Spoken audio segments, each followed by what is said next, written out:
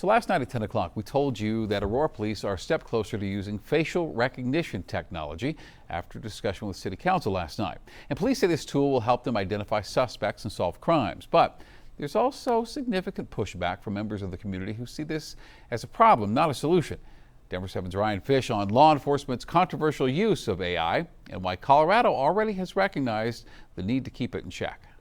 Aurora Police wants to use facial recognition AI to help solve crimes. If approved, APD would use it to compare an image of an unknown suspect to either a library of mugshots or a database of 30 billion plus images publicly available online from sources like social media. We're not using this in a proactive way.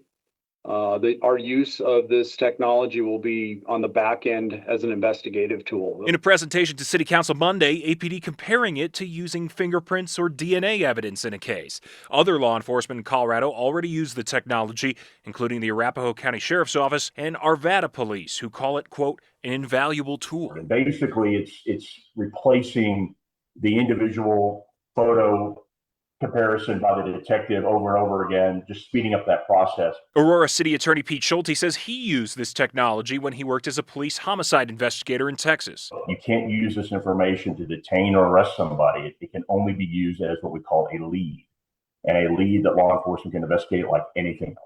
That's because of guardrails set by a law passed by the state legislature in 2022. I was on the facial recognition task force for the state of Colorado. Crafted in part by leaders like MSU computer science professor Steve Beatty. Colorado is actually kind of leading the nation in this particular area. I think that's a very good place to start. But legal and ethical concerns over privacy remain, as the technology has previously led to wrongful arrests and legal action in the U.S. The ACLU of Colorado sending us a statement saying the technology has had problems identifying people of color, adding that substantial laws are needed to, quote, prevent mass surveillance of people without their consent and prevent algorithmic discrimination of all Coloradans. Yeah, in general, I'm a law and order sort of person, but I also think there can be overreach. I would just ask for transparency so that we can make informed decisions about it instead of, responding too little or too much. Aurora City Council will consider approval during its meeting on October 20th. Ryan Fish, Denver 7.